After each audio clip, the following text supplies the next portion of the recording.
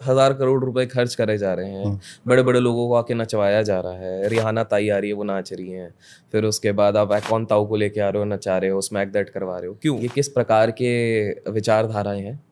हमारे देश के one of the most richest person, और उनके घर पे अगर इस तरह के आचार विचार देखे जाए तो कैसा रहेगा? हादसा हुआ था जिसमें कहा जाता है कि रातों रात अखबारों से उस हादसे के टिप्पणियां हटा अपने नेटवर्थ का केवल 0.1% खर्च करता है शादी में, तो उसने कुछ नहीं किया। क्या करता है? अपने पूरी जमा पूंजी का 40% खर्च कर देता है, 50%। तो क्यों बुलाया गया यहाँ पे? रिहाना जी को इसलिए होगा कि इनके बेटे सपुत्र जब भी मिल रहे हैं बड़े बड़े लोगों से, तो उनकी घड़ी बार बार फ्लैश कर रही है, पावर। बड़े बड़े लोग भी हमारे सामने। अडानी की शादी में जो सबसे इंटरेस्टिंग इंसान आए थे वो थे गौतम अडानी। लोग ये सोच के दंग हो गए थे कि भाई साहब इतना भाईचारा था, जिसके बारे में हमने अगेन एक पार्ट पर चर्चा करी हुई है। डुनडुन बग का जब रिपोर्ट आया था, जब पूरी तरीके से अडानी के शेयर्स गिर रहे थे, उस समय पे सबसे बड़ा स्टेक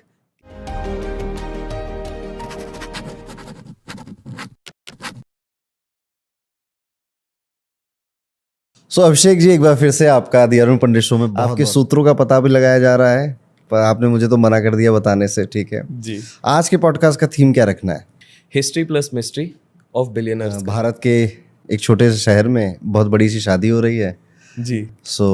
अंबानी जी की प्री वेडिंग हो रही है। बिल्कुल। शादी भी नहीं, प्री वेडिंग हो रही है। बिल्कुल। ठीक है, तो 2-4 दिन तक तो ऐसे लग रहा था कि सब लोग जामनगर में ही है, इंडिया पूरा। तो उसमें क्या मिस्ट्री है? सबसे पहले समझते हैं कि जितनी चीजें आप रईस होकर देखते हो वो कुछ नहीं, एक पीआर स्टंट होता है। शुरुआत के तौर पे बताएं। अब आप बोलोगे इतना पीआर करने की क्या जरूरत है? भैया 1000 करोड़ रुपए खर्च करे जा रहे हैं, बड़े बड़े लोगों को आके नचवाया जा रहा है। रिहाना ताई आ रही है, वो नाच रही हैं। फिर उसके बाद आप एकॉन ताऊ को लेके आ रहे हो, नचा रहे हो, स्मैक दैट करवा रहे हो। क्यों? सिंपल सा आप एक चीज समझिए। आज से कुछ महीने पहले चलते हैं, एक वीडियो काफी ज्यादा वायरल हो रहा था। इनके सुपुत्र जो थे वो मिठाई बांट रहे थे। एक वृद्ध इंसान आते हैं, वो उनके पैर छूते हैं, और उस समय पे वो बिल्कुल इस तरह से हाथ रख के आ रहे, कोई नहीं, ऐसे करके एक अलग एटीट्यूड दिखाया। उसके बाद काफी सारे जगह पर ये चर्चाएं हुई हैं, काफी सारे बड़े बड़े नेटवर्क्स में चर्चा हुई थी कि भाई साहब ये किस प्रकार के विचारधाराएं हैं? हमारे देश के one of the most richest person, और उनके घर पे अगर इस तरह के आचार विचार देखे जाए तो कैसा रहेगा? इससे पहले मैंने शायद पहले भी आपके पॉडकास्ट पे हिंट देने की कोशिश करी है। एक हादसा हुआ था जिसमें कहा जाता है कि रातों रात अखबारों से उस हादसे के टिप्पणियां हटा दी गई हैं। जो लोग कमेंट्स में गेस करेंगे, एस्टन मार्टिन मैंने कह दिया है, बस इससे ज़्यादा मैं नहीं कहूँगा। तो पॉइंट ये था कि अचानक से क्या होता है, आप इस चीज़ को ऐसा समझिए, आने वाले समय में उस कंपनी का बागडोर कौन संभालेगा? क्योंकि एक व्यक्ति किसी न किसी समय पे रिटायरमेंट लेंगे, बच्चों को संभालना है। बच्चों की इमेज अगर अच्छे से नहीं बनेगी तो कैसे चलेगा? तो पहली चीज़ है, ये पीआर एक्टिविटी खतरनाक से होती है।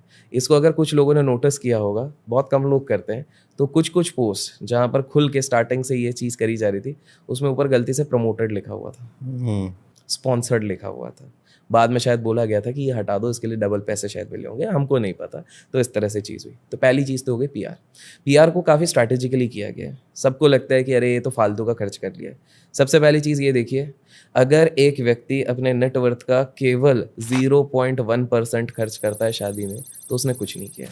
एग्जैक्टली वही चीज़ अंबानी साहब ने करी है। वहीं पर एक आम आदमी क्या करता है, अपने पूरी जमा पूंजी का 40% खर्च कर देता है, 50%, और कुछ लोग तो पूरा ब्याज में करते हैं। तो ये हो गया दूसरी चीज़।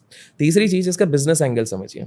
रिहाना जी को क्यों बुलाया गया यहाँ पे? रिहाना जी को इसलिए बुलाया गया क्योंकि रिहाना जी का जो कॉस्मेटिक ब्रांड है, उसके इंडियन वर्जन में इन्वेस्टमेंट है रिलायंस का। एकॉन को क्यों बुलाया गया? एकॉन इतना बड़ा ग्लोबल स्टार है कि भैया जब एकॉन को इधर बुला लिया, मतलब ये किसी को भी बुला सकते हैं। Rihanna was the same person जिनने बहुत गलत तरीके से हमारे देश के फार्मर प्रोटेस्ट पे कुछ टिप्पणियां करी थी, और उसी व्यक्ति को इन्होंने अपने इशारों पे नचा दिया। तीसरी चीज़, आप देखा होगा कि इनके बेटे सपुत्र जब भी मिल रहे हैं बड़े बड़े लोगों से, तो उनकी घड़ी बार बार फ्लैश करवाई जा रही है। पता नहीं अचानक से मीडिया उनकी घड़ी क्यों पकड़ रही है। एक 18 करोड़ की घड़ी है, एक 10 करोड़ की घड़ी है। पहली चीज़ दिखाया जा रहा है वी हैव पावर। बड़े बड़े लोग भी हमारे सामने झुक रहे हैं। आप देखोगे माइक्रोसॉफ्ट उसके बाद ब्लैक रॉक जिसके बारे में हमने डिस्कस किया हुआ है, जेपी मॉर्गन, सारे बड़े बड़े इंस्टीट्यूशंस के सीईओ यहाँ पर आए हुए हैं। ये वो कंपनीज है जिनके साथ, या तो फॉर एग्जांपल आप सोच रहे हो भैया ब्लैक रॉक को बुलाने की क्या जरूरत है, जियो फाइनेंस कंपनी का नाम आपने सुना होगा, उनके साथ इनका एक मर्जर की बात चल रही है। ये दोनों साथ में मिलकर म्यूचुअल फंड लाने वाले, सोचिए वो कितना बड़ा हो सकता है। तो पॉइंट ये है कि आम आदमी के लिए लग रहा है कि ये केवल खर्चे कर दिए, ये कर दिए। इसको अगर बिजनेस के टर्म्स में देखा जाए तो ये एक्सपेंस शीट में जाता है, उसका डिडक्शन ले लिया जाता है। अगर इसको नेटवर्क के इससे दिखाया जाए तो दिखाया जाता है हम पावरफुल कितने हैं। और अगर एक और इंटरेस्टिंग इंसान इनकी शादी में आए थे, अंबानी की शादी में जो सबसे इंटरेस्टिंग इंसान आए थे वो थे गौतम अडानी। लोग ये सोच के दंग हो गए थे कि भाई साहब इतना भाईचारा, क्योंकि सब तो बाहर यही माहौल बना के रखते हैं, सबसे बड़े कॉम्पिटिटर्स हैं, तो ये कैसे हो गया? बिकॉज लोगों को शायद ये चीज़ नहीं पता कि जब डुनडुनबर्ग का रिपोर्ट आया हुआ था, जिसके बारे में हमने अगेन एक पार्ट पर चर्चा करी हुई है, डुनडुनबर्ग का जब रिपोर्ट आया था, जब पूरी तरीके से अडानी के शेयर्स गिर रहे थे, उस समय पे सबसे बड़ा स्टेक किसने उठाया था? जाके चेक कीजिए और कमेंट्स में बताइएगा। ऑल्दो मैंने इस चीज़ में बता दिया है, बट सबसे ज़्यादा लोएस्ट लेवल पे, अब वो पब्लिक फायरिंग पे आपको दिख जाएगी उस समय पे कौन उठा रहा था। तो भाई साहब आप लोगों के लिए ये तू मैं वाली फाइट होती है, इन लोगों के लिए इट इज़ बिजनेस।